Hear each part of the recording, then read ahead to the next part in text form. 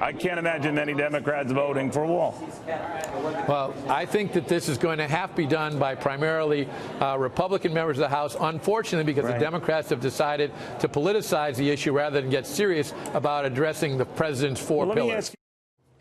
All right, that was a wide-ranging exchange with Congressman Goodlatte. In this case, on the immigration issue and what's going to happen right now, the president just tweeting on this same issue, effectively saying Democrats are forcing the breakup of families at the border with their horrible and cruel legislative agenda. Any immigration bill must have full funding for the wall and catch and release, visa lottery chain, and go to the merit-based immigration. Go for it, win.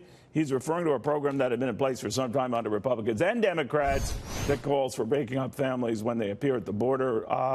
That's just been a policy. And the president argues, beginning with Democrats. The fact of the matter is, though, that there could be an overture here on both sides to find a middle ground that would include funding for a wall, deal with this dilemma at the border, and maybe find a productive end to the whole DACA quagmire. But it's way too soon to tell. Two different measures come up next week on the floor of the House. Let's go to Washington, Democratic Congressman Denny Heck.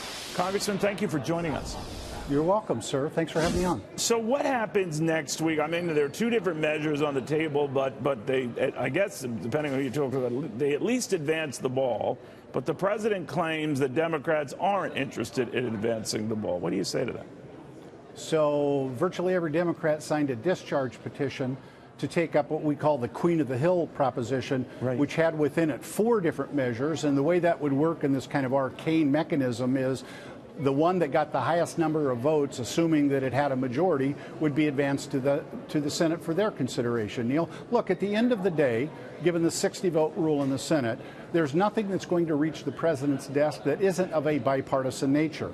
And the best way to have achieved that would have been through the discharge petition and the so-called Queen of the Hill bill. We should just explain that's a way of going past. No, you're quite right. It's a way of going past the leadership that wants to block that sort of thing. In this case, go past the speaker. Long story short, there was support on both sides of that, but just 2 votes shy of what you needed. What happens now, though? I mean, there are these 2 measures that are coming up next week, Congressman, including, Mr. Goldblatt's bill, which is deemed to be very harsh to some of your colleagues. This other middle ground bill, not so much. But could you support either or bits of either? Bits of either, sure, but I would not characterize the second proposition, which is yet to be displayed in its full text, as a moderate approach, however, given what we've been told about what it'll include. Look, most Democrats are in favor of spending additional money on some form of increased border security, but we want to be smart about it, Neil. Increased border security may be a wall in some parts, an electronic fence in other parts, a ditch in other parts, but it also may include increased resources for customs agents at the borders. Or how about this, Neil? 40% of all the people who are here without documents came in legally and just stayed. And a border wall does absolutely zero to help with that problem. So is the border wall the dividing point for your congressman, that's something that just sticks in a lot of Democrats' craw, that they cannot support that? If this is seen as strictly a southern border wall issue, then yeah, it sticks in our craw quite a bit. It especially sticks in our craw when, frankly, the president goes on national television and deliberately, consciously misleads the public by suggesting that this policy of separating babies from their mothers is rooted in Democratic policy. That is 100%, not 99%. That is 100% false. But it has been going on through Democratic and Republican administrations, right? No. Well, it was going on in certainly the last 2 years of the Obama administration. I don't know the origin of it. I'm not saying that one side is to blame versus the other, but this has been going on a while. This is the way we've handled it. This is not Democratic policy. I'm not saying it is, sir, because I actually don't know the truth. What I do know is that it's happened under Democratic and Republican administrations. I think you'd have to agree with that.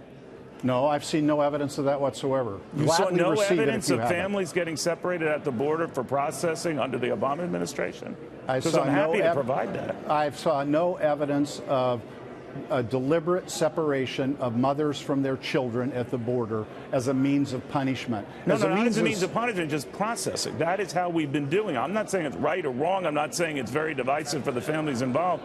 But this has been going on a while. Again, sir, I'm not blaming this on Barack Obama any more than I am Donald Trump, but it's been going on a while. I respectfully disagree. Okay, I'm going to provide some documents to you, but real quick, sir, while I got you, What Yes, did sir. you think of the IG report? The president says it exonerates him. So, first of all, I think we ought to step back and, frankly, just all give thanks that we have an inspector general. This is a good thing. It's an independent cop on the beat. It's somebody that doesn't care what I think or the Fourth Estate thinks or the president thinks. They care only about getting at the objective truth. As far as this most recent issuance by the Inspector General, I think both sides have something to point to and celebrate. Certainly the president, who's often very eager to celebrate selected parts of news reports, looks at the characterization of Jim Comey as having been made several missteps and as having conducted insubordination, and that gave him a rationalization for firing him. But Democrats, on the other hand, Neil, look at it and its conclusion that there is no evidence. evidence. Because we're going to go to a break, but it was very nice having you on.